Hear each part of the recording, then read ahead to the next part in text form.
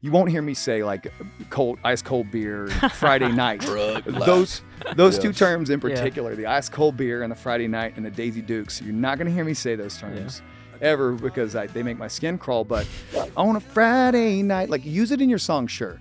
But does it have to be the tagline? How many songs have that as their tagline? Yeah, what's wrong with Thursday? Yeah. Hey. Well, it's not as good as Friday. It's Friday Junior though. I'll play you some unreleased material too.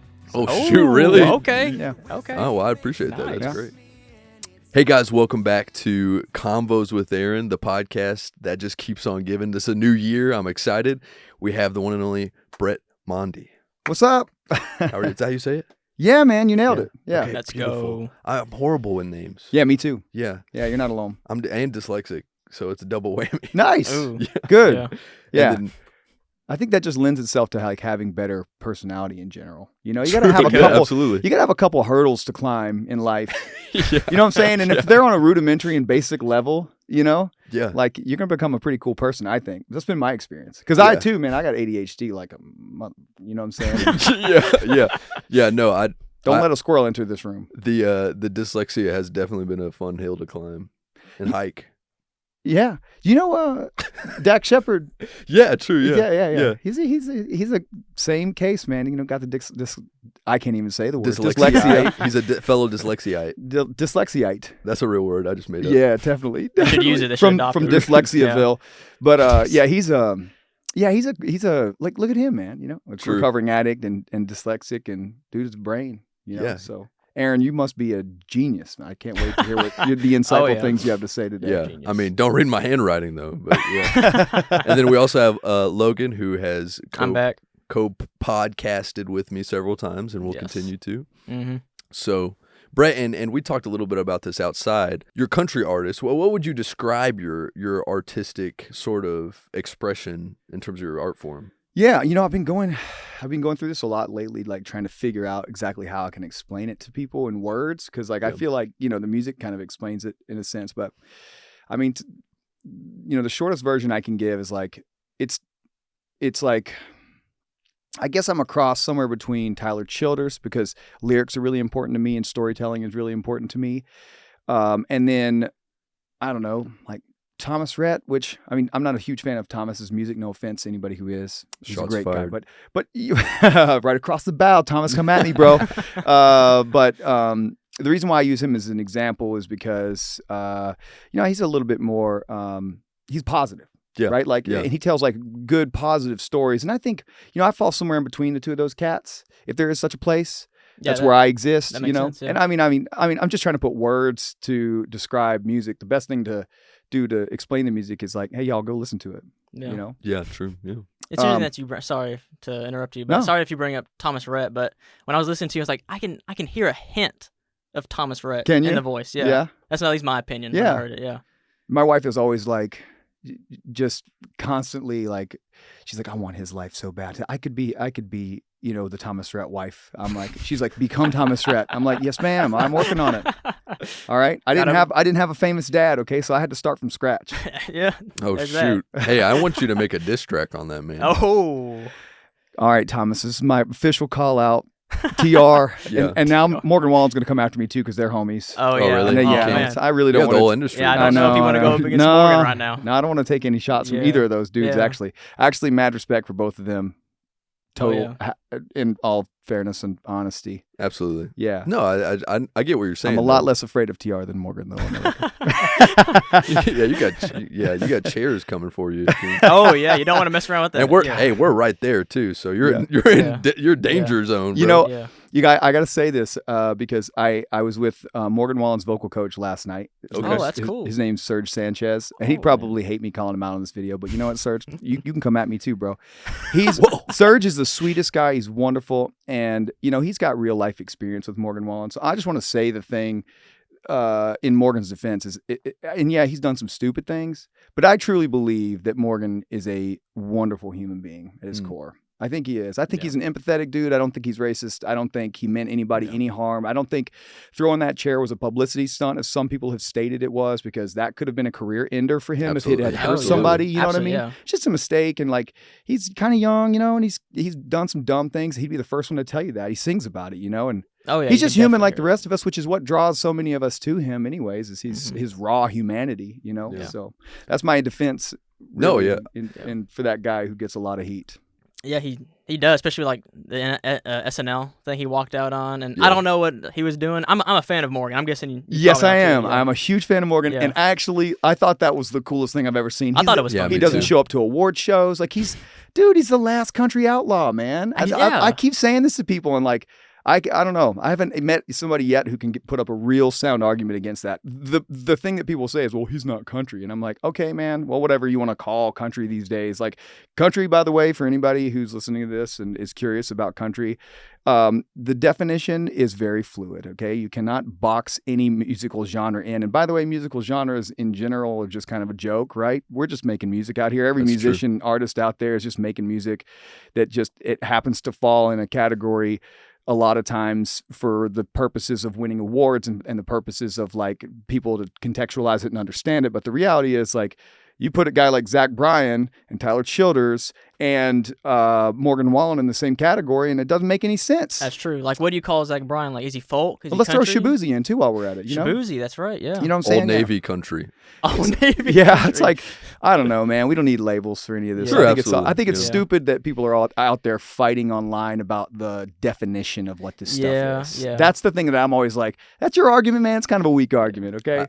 I think people love opinions, and they love saying their opinion, and they love categorizing things, right? Because it helps us as humans be able to understand things a little bit better and make it make more sense. I think, like you were saying, music is subjective, but it's also, you can't box it in, really. I mean, because unless you're making straight genre music, you know, I can think of some artists, like a lot of pop artists who are pretty solely pop. Yes. You know, like they'll make one maybe experimental-ish album, but for the most part, like Ariana Grande, for example, mostly no pop. question. Yeah. So, but you know, heavy R&B influences. I mean, like, you know, if you really dive into any of these people, like you can find, again, even the pop world is the most diverse of all of them, you know, really. But you're right. There's a lot of artists that are really trying, I think, to stay within the boundaries or just do so naturally of what we all have historically called pop music, or it's whatever country, albeit. But, you know, if you really, again, you want to think about it, you know, the first pop band was like the Beatles, at least as far as I'm tracking. I mean, yeah, I can see that. So then if you go, okay, well, if you're saying Morgan Wallen's not country, then you can't say Ariana Grande's pop, because you're referencing, like, you know, Johnny Cash and Hank, you know, and Willie as your country pillars. Country has come so far from that now, you know, and the same is true of pop music, and it's going to evolve, and people are going to be mad about it. But like, I'm not, man. I'm one of those, like, I'm proactive. I'm like, I want to hear the new stuff. Like, I want to hear Shaboozey stuff. I mean, it's not my favorite music necessarily, but like, I love what he's doing. I think he's a really brave guy for doing what he's doing. So yeah, I think he's ambitious too, from what I've seen. Yeah. So. Yeah, and he seems like a sweet human being. I haven't met the guy, but he seems like a really genuinely, like, just nice, humble, and, you know, chill guy. True. Yeah, He I mean. does. And you want that out of your celebrity, right? You rather have you that. really Nice, do. Yes, thank you. Well said, man. Yeah. Well, you know, you want to know the most famous person I've ever met? Lay it on me. You know the Hawk Toe girl? Oh, whoa, really? Yeah, that's the only person. Did you shake her hand or anything? No, I was a little scared. Okay. It was just, I was walking outside of a Target and I saw her. And there she was. It's definitely her. Yeah. Wow. She's with her boyfriend, Pookie. This in Nashville? Oh, man. This is outside of Nashville. Nashville. I see, and it's funny too, because I feel like I live so close to Music City, and I haven't really met a whole lot of famous people. I don't know what it is. Really? But I'm sure you, being in the industry for a while, because your first album was what, 2012? I saw it was 2012. Yeah, well, I mean, actually, if it goes back way further than that. I was in bands as far as like high school. I started recording when I was in middle school. Wow.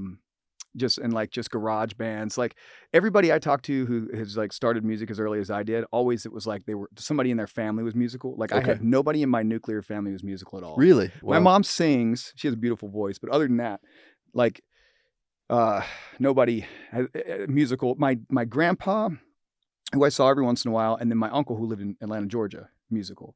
But like the people, as far as the people I was around on a regular basis, also I grew up in the middle of the country, right? Okay. So like when I got into music, I was like, I got to start recording stuff. So it started with trying to get cheap 8 tracks and trying to record myself, not really getting anywhere with that, going to cheap little studios, making little demos for years and years, going and making rock albums with rock bands and metal bands, and then emo ska record with the band, you know, when I went to college. Yeah. So like, I mean, I've been all over, man. And, yeah. So recording for a long time. And, as far as meeting celebrities go, you know, I lived in Los Angeles for 6 years, and I'd say, I mean, that's where I met like a ton. My wife, my wife's got a cool story. She's also an incredible human being for what it's worth. Shout out to wife. Shout out to Erin, Mondie.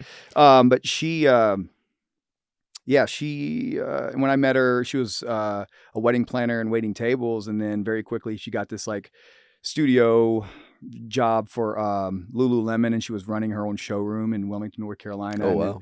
And then it wasn't very long. We moved to LA. She gets this job at Soul Cycle, right? You know what Soul Cycle is? It's like a fitness spin studio. Yeah. Oh, okay. And it like blew up. Like, and it became, especially like it was a hub for especially New York and LA celebrities to like collect and stuff. Yeah. And so she opens up, I'll just keep this brief, but she opens up this studio in Brentwood. It's the second studio of Soul Cycle on the West Coast, and it explodes, and she kills it, crushes it so hard with the studio that then they give her Beverly Hills studio, and she opens that one up. And then I think it's like Hollywood and then Pasadena. And the next thing you know, she is the regional manager for the entire West Coast for this massive company. Wow. And so the funny story I like to tell about this is at like 5 a.m. our daughter's born, and at 5 a.m. her phone's like, bing, bing, bing, bing. And I'm like, babe, who is that? And she goes, oh, I'm so sorry. It's David, meaning David Beckham. And I'm like, what, does he need a bike again? She's like, yeah. I'm like, wow. I was like, okay, David, quit waking me up, bro. You know? Yeah. And so Harry Styles on a regular basis would be texting my wife, Bradley Cooper, and David Beckham. Those three guys, like those three heartthrobs. You believe that? You know? That's you got to be secure in your marriage. Yeah, you do. I am. Thankfully, I'm just her biggest supporter. I want her to like shine, and she's so good at what she does. So, you know, she can handle all that. She can handle celebrities and that sort of thing really well. And so she was really good at that job. And then we moved to Montana, and so she closed that chapter. Yeah. So, and that's one of my questions I have too. Being a big music person, being a big music person, a lot of people make the LA trip, Nashville trip, or New York trip. Yeah. What drew you to Montana? Well, there's some psychology behind that, but that I kind of thought about later after I moved to Montana. But it actually, I was giving up on music when I made the decision to move to Montana. Oh, wow. Okay. So, you know, again, I'll keep this brief, but I recorded this EP with a Grammy-winning producer who will go unnamed for the purposes of this story. And I didn't love it. I spent a lot of money on it. And then I had this meeting with him and a legal affairs guy for Sony Records.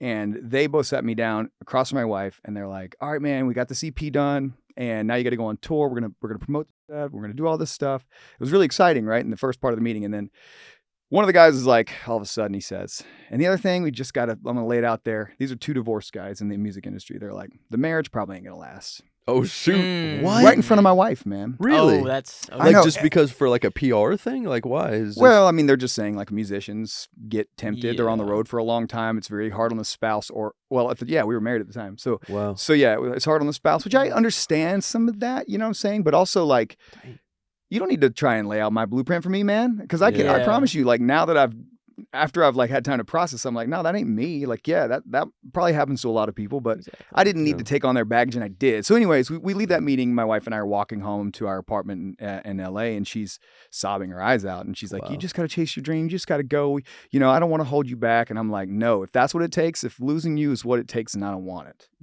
So that was kind of where. That's good. Hey, so locked in. Yeah. So that was kind of when the decision was made that like we were going to kind of move our lives and just do something different. So I moved to Montana, and anyways, I couldn't put the music away, right? It was like burning inside me. I can understand, you know? That, yeah. So actually, between the time when we made the decision to move and we actually moved, I recorded an album with Brett Mondie and the Barbaros. It's like a folk album, you know, and it was kind of getting a little bit more of like, I just want to make art. You know what I'm saying? Yeah.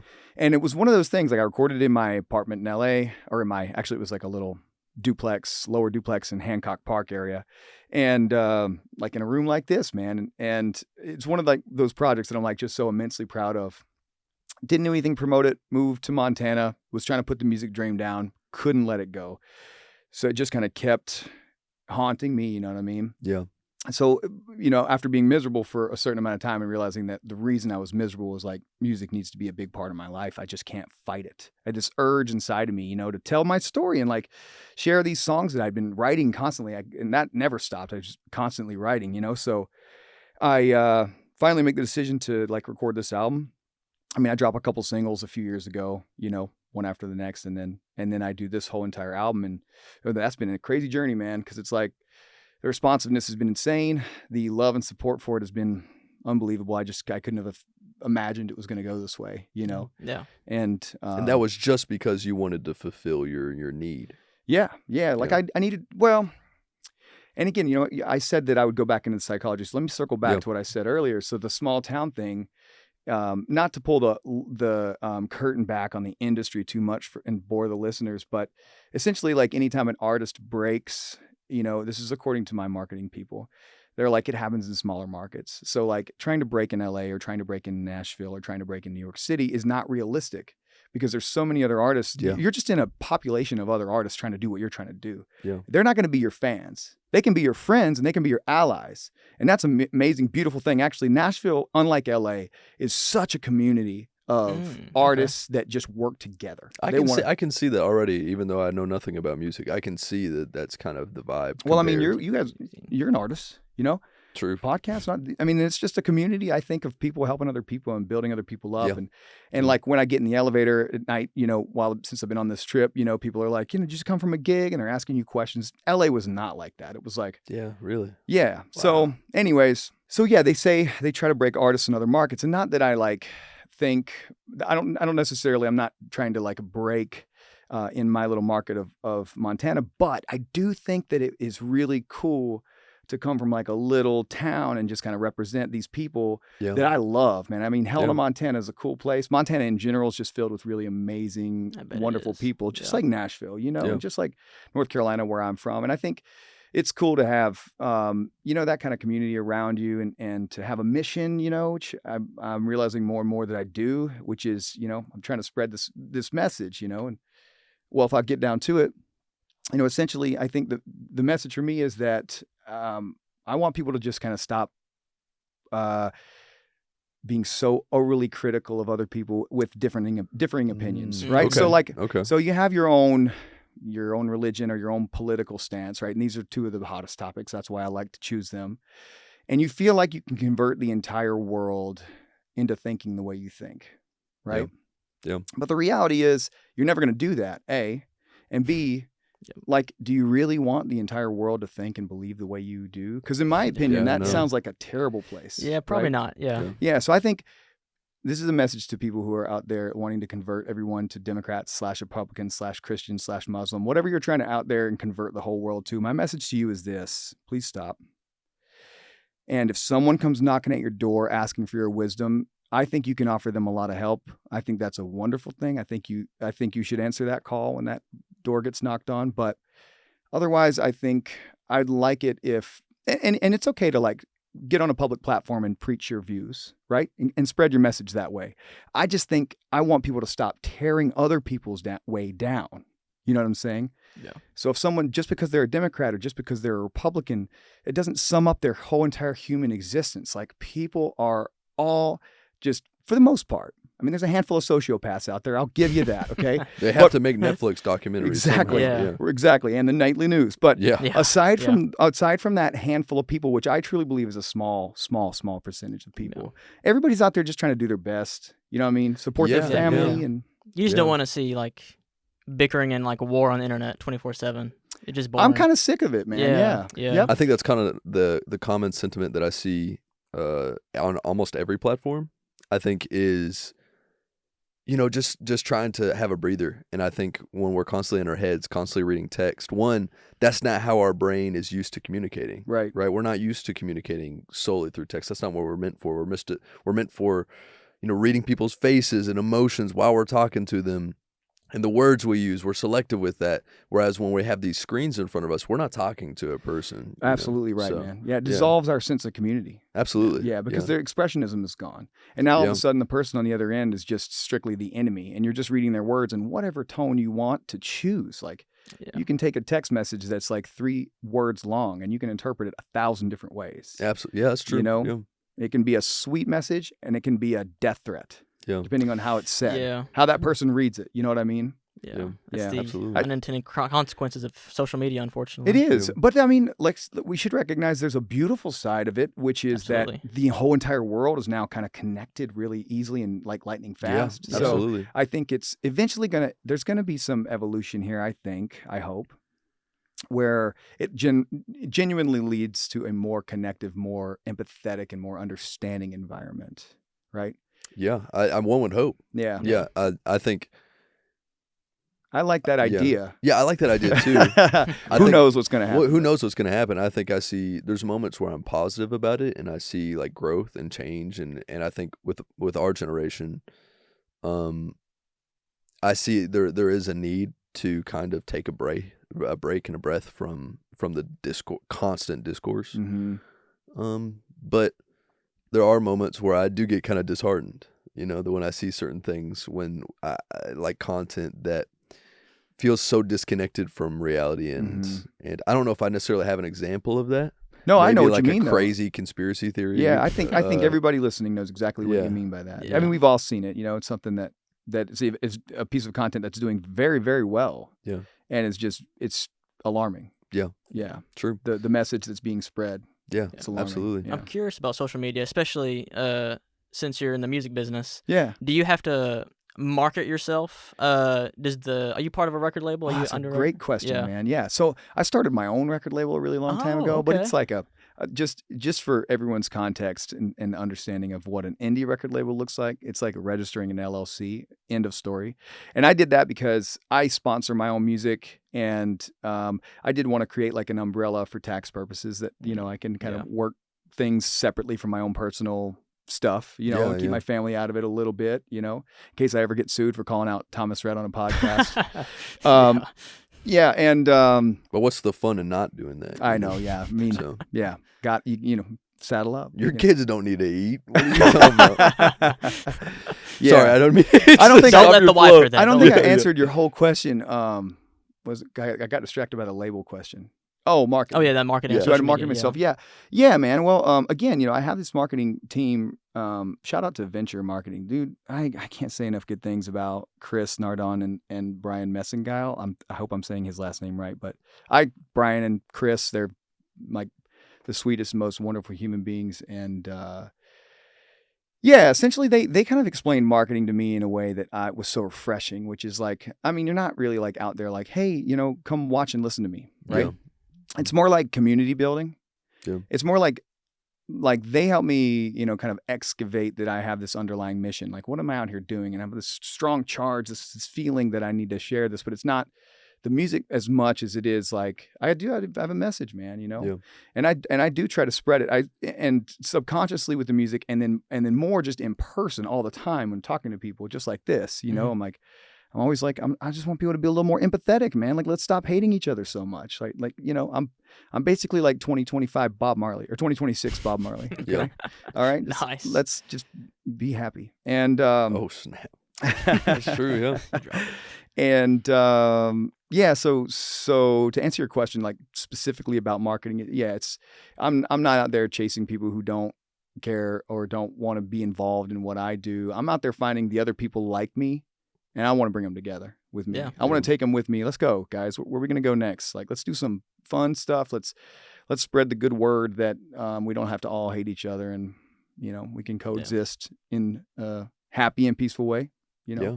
I think that's the beauty of this podcast for me is I try to intentionally look for diversity, not as much in like a traditional like skin color. I think that we need to go a little bit deeper than that. Anyways. Yeah, man. No, I'm picking up what you're laying down, and I saw that too. Looking through, I was like, man, this guy, he's like all over the place with, and it's great. Manic. I think it's wonderful. No, I think it's really cool. That's man. the point. It's a similar mission is that you can have a convo with anybody, and not only that, but you can learn more about them. I think my second episode was a blacksmith. And Oh, yeah. that is so crazy to think about, that I had a theater manager, blacksmith, and then a broadcasting teacher right after. I think in reality, we forget that we're all individual humans, like you were saying, and we all have our own way of doing things. Yeah. But we all share the same planet, and it's important for us to, you know, I think get along. I think just be able to have a combo. Yeah. You know? Yeah. So well, this is why podcasts are taking off and doing so well. Is this exact reason? Like people want to hear the inflection in your voice, and they want to have a convo. You know what I'm saying? And be a part of that, and hear, you know, the exchange of some ideas without having to read them and interpret them internally, like you're getting in real time. You know, that's the thing I love about podcasts, is you're getting, you know, what I consider pretty smart people's like take on things, and you can take it or you can leave it, but that decision's made, you know, up to you. But at least you're actually understanding where they're coming from. Absolutely. You know, that's what I feel like when I have somebody's voice in my ears, man. And I'm a big audio guy. Like my ears are the pathway to my soul, man. You know. Yeah. So like podcasts, and I get locked in, and I'm just like, oh, come on, man, keep talking to me, brother. Yeah. Oh yeah. And I have a question for you now. All right. When you're looking at the big picture, you know, you have your mission, right? But what is that? Do you see that building towards a specific moment or moments? Do you have like an ideal? What is your biggest dream in terms of this? In terms of, is it like a concert location that you want to play at? Is it an album? What is it? Yeah, it's a great question, man. I mean, I close my eyes and see myself on stage at the CMAs someday. Okay. And I like, you know, again, I'm gonna reference another guy, Jelly Roll. Jelly Roll. He's got a really cool, kind of similar mission. You know, his is a little bit more like, it's for the misfits, and I'm talking to everybody, right? Like I'm talking to everybody who will listen, right? And he's talking to the misfits, which I was a misfit, so I really got his message. You know, you know, my dad was, you know, I think you guys know this from my show, but my dad was, my house was raided by the FBI, and they hauled my dad off to prison when I was 14 years old. And, you know, you kind of like go to school. That was the summer before my high school year started. And you go to school and like everybody looks at you like you got 7 heads. And it's just a weird, like out of body experience. It's a lot of shame and embarrassment, and that you just cannot escape, and you can't get out from under it. And teachers start thinking you're the criminal, you know, and like, so it actually led to me dropping out of high school twice, not only twice, but then I like to credit myself with a 3-time high school dropout, because not only did I dropped, I didn't ever go to my senior year. I started playing with this band, and I was like, I don't need school. And then a little while later, I was like, I kind of need school. Like I'm gonna want a job. Rebellious phase. I'm gonna want a job someday, maybe. I don't know. So I try to go back, and then I have this big falling out with one of these teachers. You know that my high school also, for the record, had the highest dropout rate in the state. So at the time, I don't know where it stands now, but you know, I think that played definitely a role in like the lack of caring on their end. And so therefore my mom was trying to raise 3 kids while my dad's in prison, you know what I'm saying? And like, you know, so I was kind of like left to my own devices. And so the third high school dropout is a technicality, because I went to a high school diploma program at the local community college. Oh, wow. And right before I got to the end of it, I realized I wanted to move to Wilmington, North Carolina. Okay. By the beach, and go to college there at the community college there. And because I had like the sign up date was like a few days off, and I had to have this high school diploma or GED before I signed up for it, I was going to run out of time with the high school diploma program. So I took my GED. Yeah. You know, and actually aced it. By the way, if you've ever taken a GED test, it's the easiest test in the world. It was like the first test I ever aced. Oh, wow. You know, and so. And I'm curious too, because looking at you now, and I know this is part of your story, you don't seem like the type of person to have those troubles. What did you have to do on a personal level to overcome that? Did that take years, I'm assuming? Yeah, man. I mean, just music, I think, is like the main thing that's kind of saved me, because it's such a therapeutic, and specifically writing music is so therapeutic. But yeah, writing, like, you know, for an artist, something I didn't realize, but I always wanted to like write. I always had that burning urge to write, but it's therapeutic because you're processing your emotions as they happen in real time, putting it out onto paper. So I wasn't like harboring a lot of like anger and stuff, like, you know, a lot of like my brother really was, man. And it took a toll on him. He's in a good place now. Shout out to my best friend and my homeboy, who I love to pieces. If you're introspective at all, if you're an introspective person, I've just learned it just sort of lends itself to its own worldly education. You know what I'm saying? So, yeah, my actual schooling is really limited. Like being out in the world and talking to people and listening to people, like you can actually learn way more, I think, than you can from any classroom. Absolutely. You know? Well, I think even going to college, I learned more about I learned more about myself and learned more in general just by other people rather than the actual education. And let me say on the record, you know, I don't want nothing against colleges at all. I think colleges provide an awesome environment for people to come together, and a lot of different minds and people who have similar interests to kind of build off of each other and learn and develop things. And I mean, the Beatles, that's a bad example. Somebody met in college. So, you know, go home or whoever's listening to this, just Google right now, say, what famous band met in college? Okay, because there's like probably there's 1,000 too. There's probably 1,000. Yeah, exactly. Yeah. So your favorite band probably met in college, and I think there's something really beautiful about college. I also had a good college experience after I got to Wilmington, North Carolina. Okay. It was 6 years to get a 2-year degree. Again, like my path is just a little more swirly. That's how people is.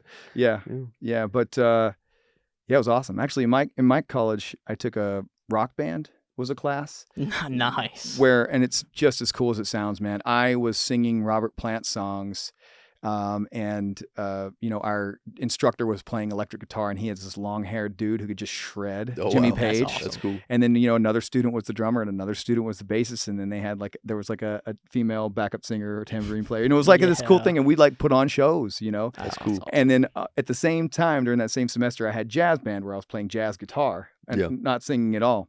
And man, shout out to Cape Fear Community College in Wilmington, North Carolina.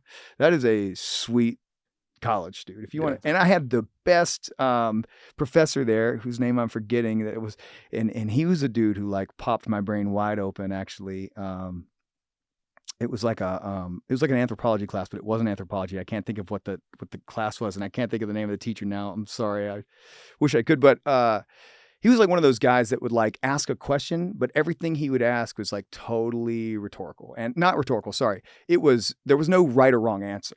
Right. So he wanted an answer. It wasn't like rhetorical. Question. Yeah. Thank you. He wanted an answer, but it was like, and then he would push you to go further and deeper on your ideas. You know what I mean? And, man, that was like, that guy, and between that guy, I think, and writing music, and we need more professors like that to push and actually ask the deep questions when you think about it. Yep. I have a question for you. Yeah. So you have this country album that came out 2025. Do you consider yourself a country artist in particular? And since you did make this country album, what are the artists that you think that like you take from, or you listen to? Who's your Mount Rushmore of country artists? Yeah. So I guess I do consider myself a country artist. Okay. Yeah. Even though I lost my North Carolina Southern accent somewhere along the way, it still hangs on a little bit every once in a while. But depends on the word you say, or something. Yeah, it depends on my company, who I'm around. Like if my brother and I get together, it comes back full swing. But so as far as my North Star artists go, George Strait, Garth Brooks, and Tim McGraw. Talking my language. I've always loved those guys. Yeah. I saw a light sparkle in Logan's eyes right there. I'm actually going to I just graduated college recently in December. Oh, and congrats, my parents, man. Thank you. My parents gifted me for a gift. I'm going to see George Strait in Clemson. No way. South Carolina, so that's a gift for me. So I was excited. Oh man, that's cool. Yeah. I posted a clip last night of no kidding of me playing Carried Away by George Strait. Yeah, I'm a huge fan, man. And, so then to take because I want to give respect to some newer artists. Zach Brown is another artist I'm a huge fan of, and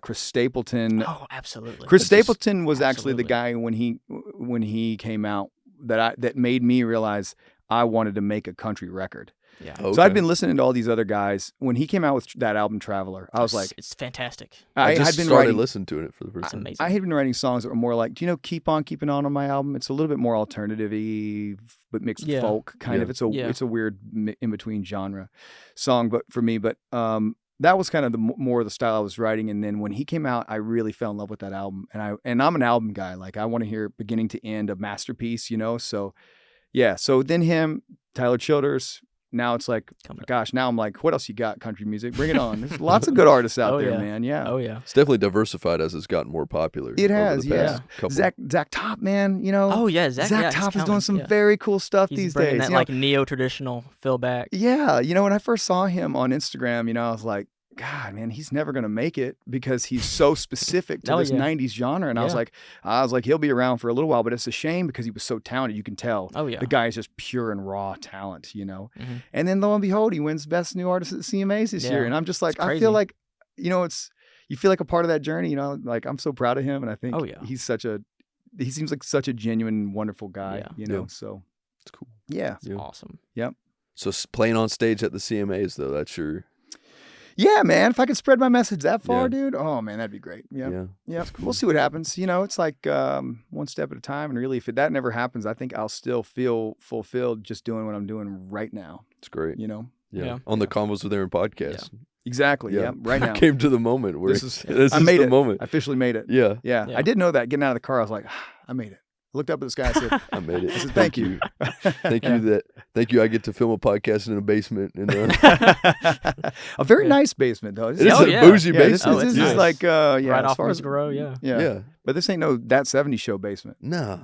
It's built out. Although that would be an interesting format, you know, set up a podcast in That 70s Show smoke-filled room. True, yeah. Eyes all squinty, There's, I don't know if I could fulfill that need, but there is a need out there for that. Yeah. Maybe.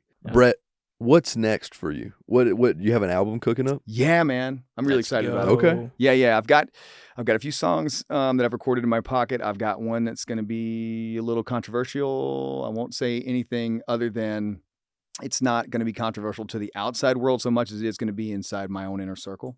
Okay. But it's one of those, like, I wrote, it's about someone in my life who you know, has had a profound impact on me in a negative way. And it's kind of like this internal struggle that I've had for a long time. And I wrote the song here in Nashville last time I was here in the hotel room. And when I was playing it, you know, I kept getting chills and I kept getting like, you know, and when a song moves me like that, you know, I know it's powerful. And in my mind, I was like, man, I can't release this song. It's going to be World War III if I do. And, so I was gonna sit on it, and I sent it to my wife. She goes, "Oh my God, this is so good." I was like, "I know, but it's never gonna see the light of day," you know. And then fast forward, I haven't listened to the song. I left it kind of in a drawer, so to speak, in a folder in my phone. And I was driving around a few days ago, and I was like, you know what? I was like looking at songs that I was going on. Actually, I was on my way to a songwriting session. So I was looking for songs that I had written recently or stuff that I hadn't finished so that I could bring it to the songwriting session with these other folks and like have some fresh ideas. Yeah. And so I stumbled across the song and listened to it. And once again, man, like just full body chills and like a really positive and warm feeling for me because it was so therapeutic. Yeah. And that's when it dawned on me. I'm like, I'm releasing this song. Yeah, doing it. Why not? Okay. I'm going to do it, man. I'm just going to take the backlash when it comes. So there's that song I'm very excited about. And I've got a few others that I've recorded already that are really exciting. Definitely some departures from my last album, but it's all still going to be country in the same country vein. Okay. And just wrote a song with some songwriters yesterday that I'm going to record too. That was unbelievably fun to do. And awesome. Yeah, I can't wait, man. I'm cooking up a lot of fun talk about two stuff. songs on your album. The song about tequila, it's like I don't drink tequila or something like that. I forgot I drink tequila still. Yeah, drink tequila still. Yeah. I was listening to that, and the part about like I texted my ex and I had to fake my dad. I was dying laughing. Like, this is awesome. I was dying laughing. I called my ex. She didn't pick up, so I text. Yeah, I told her we get married now. I have to fake my death. There you go. Yes, I love that. When I wrote that line, I laughed my ass off too. I was like, oh my God. You know, just goofy. That happened? Did that actually happen? No. Actually, I wrote that while I was married. My wife was away, and I sent the song to her, and she was like, "Are you trying to tell me something?" I was like, "No." I'm like, "Listen how hilarious this is." You know, it's a character. Dude, it was funny. Yeah. And the other one, the whiskey makes her miss me. Makes me. Yeah, the other day I was about to actually watch Stranger Things, and I was humming a song. It was a country song, and I was like, "What's that song?" I was like. That's the guy I'm about to go on to be on a podcast with. It was in my house, like cool. Already like in my head. Good, I was like, yeah, it's very catchy. I like it. Cool, man. That's the mission. Yeah, I want to get it with stuck I think it's in had your like head. steel guitars in the beginning, like all classic country, like twangy. Like I loved it. I gotta give a shout out. I'm glad you brought up the pedal steel. That's in most of the album is all recorded by this one guy, Andy Ellison. He's here in Nashville. Okay. And I mean, he is like nobody seems to know him when I talk about him, but I talk about him everywhere I go, and I'm going to continue to do it. Andy, big shout out to Andy Ellison. But he is unbelievable. And by the way, y'all don't start hiring him because then I won't be able to afford him if he gets too popular. But he, I send him a track, and then he sends me back a masterpiece. And like, the best example of it I can give. Again, I mean, just go listen to the album. You can hear his pedal steel work. It's all Andy Ellison, the entire album. But the song Things Mama Says on that record. Mm-hmm. So he sends me a cut first of that. And that song's really slow. And it's really, so like the pedal steel doesn't even start for the first like minute and a half in my mind when I'm producing the song.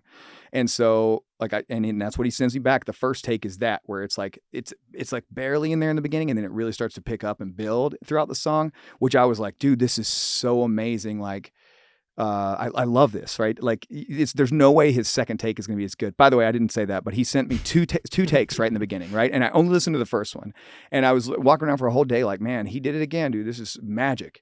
And then I was like, I guess I better hear it with the second take just for giggles. Yeah. Dude, the second take took that song from being Things Mama Says in my mind to Tin Man, Miranda Lambert, you know what I'm talking about? It was like, and I'm not saying that song compares to Tin Man, but what I am saying is that it was like he has this now haunting steel throughout the entire song. It starts right in the beginning, and it just, oh God, it's so good, man. I noticed that one too when I was listening on the way to pick Logan up too. Yeah. Next time you're listening to that song, man, specifically, just check out that pedal steel work he did. And it still sounds so good. It's so good. I mean, he did that solo in Poor Man's Love.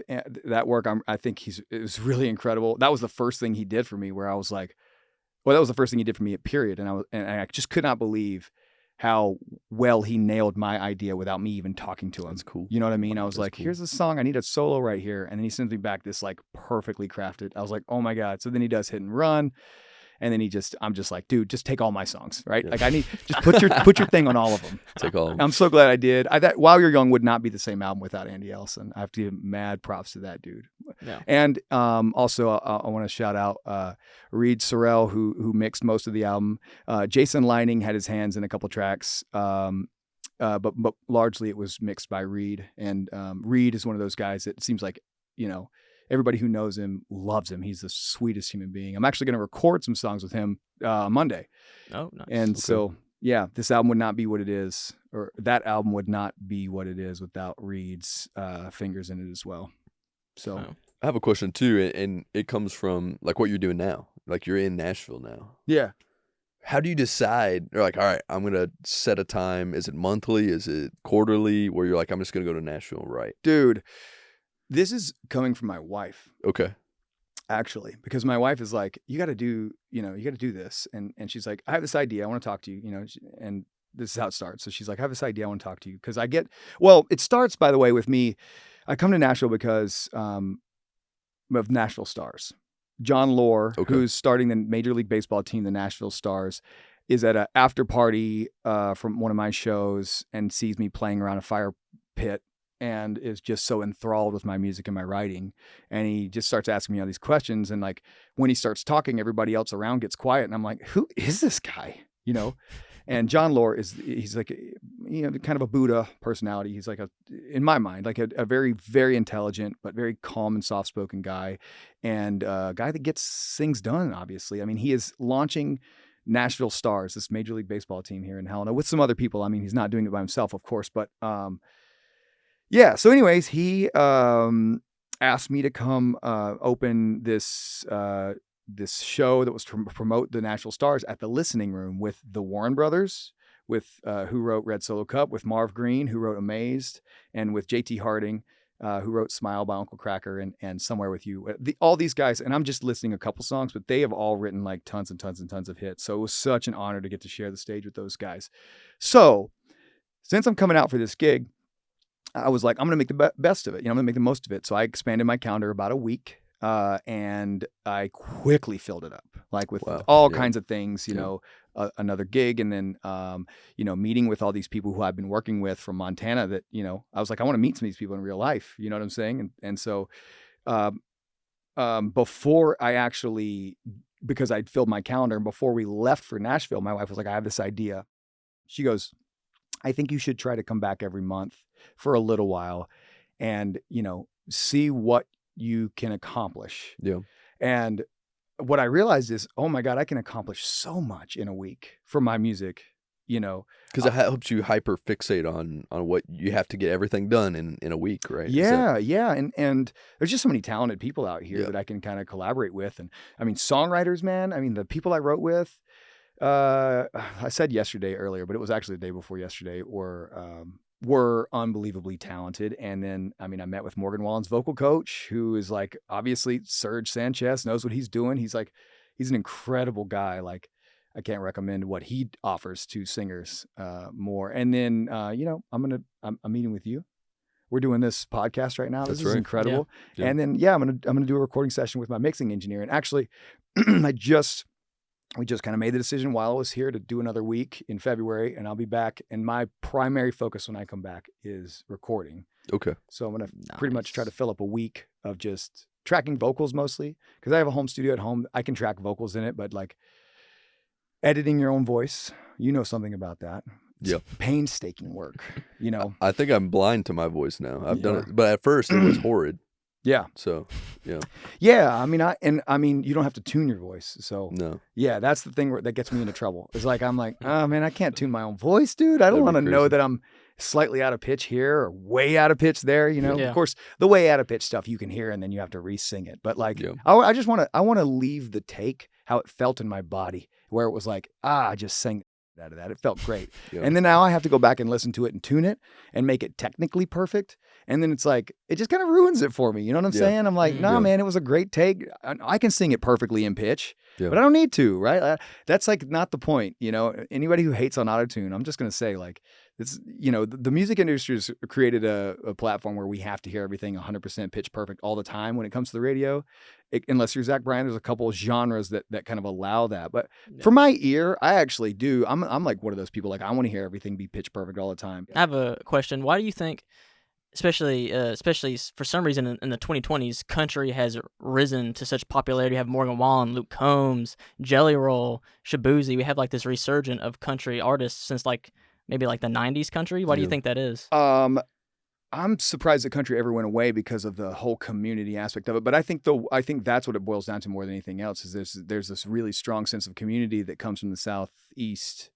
In my mind, that's kind of where it starts. And, you know, I think that's what country's all about. It's telling stories. And I think the world is just craving like good stories and sense of belonging. And, you know, pop music is so, abstract, and there's some storytelling there, but for the most part, there's like, you can kind of plant whatever story you want on a pop song, right? Like it's a breakup song, like you can mix and match your perception of that song pretty well. But with country, it tells a pretty clear story. There's a lot of nouns being used and verbs, not metaphors, but like cars and tires being slashed and baseball bats and stadium lights, and you know, and then there's the textbook that you'll hear me avoid like the plague for the most part. I might drop a line every once in a while, but you won't hear me say like ice cold beer and Friday night. Those two terms in particular. The ice cold beer and the Friday night and the Daisy Dukes. You're not going to hear me say those terms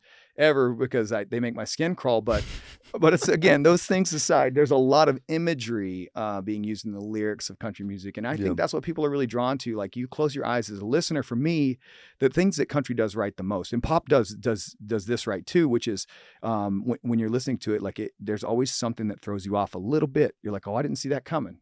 I didn't expect that. And I think country's gotten really good at doing that. And then the thing that country has that pop doesn't, for me at least, is, again, this imagery, this storytelling. You close your eyes and you listen to a country song and you can see yourself there, you know, and that's what I want as a listener. I want to be transported, you know, and I also want to feel that I'm not alone when you know, when you hear a song about heartache, or Tin Man, man. Tin Man. I'm going to reference that song again as one of the greatest songs ever written. Miranda Lambert. I don't know who all the writers were on it, but that is a genius work of art, that song, Yeah. You give me your armor. By the way, there, Mr. Tin Man, if you don't mind the scars, you give me your armor and you can have my heart. Dude, it's so good. Right yeah. Doesn't beat ice cold beer though. On a Friday night, ice cold beer and Daisy Dukes. There you go. What was that? Got my jacked up truck. Yeah, it's beautiful. Gotta make climb on up. Like a fishing song, like Brad Paisley. I swear, Brad Paisley. I do wonder sometimes when I hear those songs. I'm like, really? You couldn't get more creative than to like use the same like the Friday night one. I think that one gets me more than anything else. I'm like, yeah. On a Friday night, like use it in your song, sure. But does it have to be the tagline? How many songs have that as their tagline? Yeah, what's wrong with Thursday? Yeah. Hey. Well, it's not as good as Friday. It's Friday Junior, though. You know what? I'm actually going to... Because Thursday is Friday Junior. Oh, okay. There you go. All right, trademark right now. There you go. On Convos with Aaron. Yeah, I actually own it. Sorry. Yeah, it's okay. You can have it. I that one's free. It. I'll use that for the first one's free. You'll be back. For the intro. You'll be back. I appreciate That's that. funny. Well, sir, can you close us out with a song or two? Yeah. Is that okay? I'd love to. All right. And this was off of While You're Young.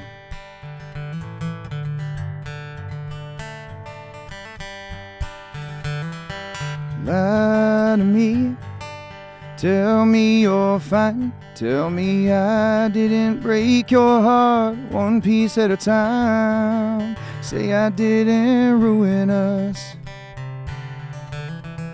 Lie to me. Yeah, 'cause I ain't strong enough. Lie to me. Baby, hold it back. Don't let it out. Or don't say anything, just shut your pretty mouth. Don't tell me you're moving on. Lie to me. You don't owe me nothing. There ain't a promise I didn't break. But baby, give me a minute before you throw a match in it, girl. If we're going down in flames, I know it won't stop you. You're probably leaving either way. But don't admit it if your heart ain't in it and your mind ain't gonna change. And I'm sure you finally got your courage up. Yeah, but I ain't strong enough. Lie to me. Tell me a story, if one comes to you, even if it's unbelievable, I'll believe it's true. Make something up.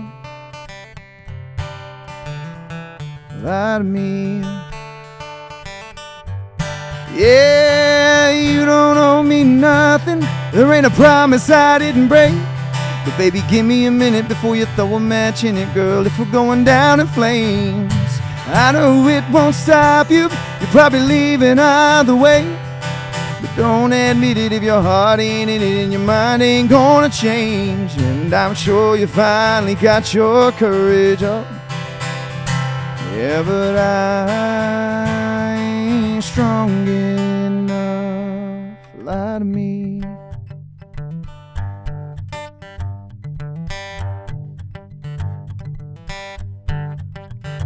And I'm sure you want to move on with your life. And you don't owe me nothing. There ain't a promise I didn't break. But give me a minute before you throw a match in it, girl. If we're going down in flames, I know it won't stop you. You're probably leaving either way. But don't admit it if your heart ain't in it and your mind ain't gonna change. And I'm sure you finally got your courage up.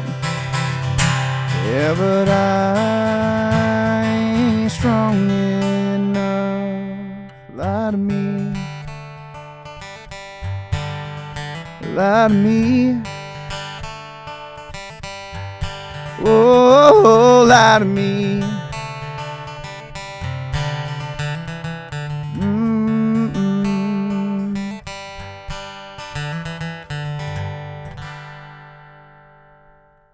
Again, I'm not going to name any names, but I had a family friend who was struggling with some alcoholism, addiction stuff. And he, was on a path of divorce and a total path of self-destruction, and then he ended up committing suicide, sadly. So around that time, I wrote this song, definitely heavily influenced by him. It doesn't have like suicide in it, obviously. It's more for the people who can be redeemed, that are still out there and struggling. And I won't say if you're out there struggling. What I'll say is that I'd bet my life savings that every single person listening to this is struggling with something. And if that's not true, I'll give you my life savings just to tell me your secret. But anyways, this song's called How Will I Ever Get Sober?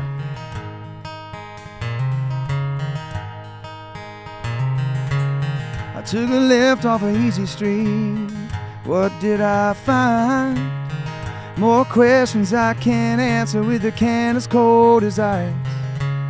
Said she wouldn't be seen with me if she sees me with a drink. So I tried to quit, but I can't kick it. Then I start to think, how will I ever get sober if I can't even hold her? What if I never get over being way too close in a too small bed in Bozeman closed off hotel red? How will I ever get sober? A little voice in my head thinks that I should be allowed back in the ring with old Jim Beam and go for a few more rounds.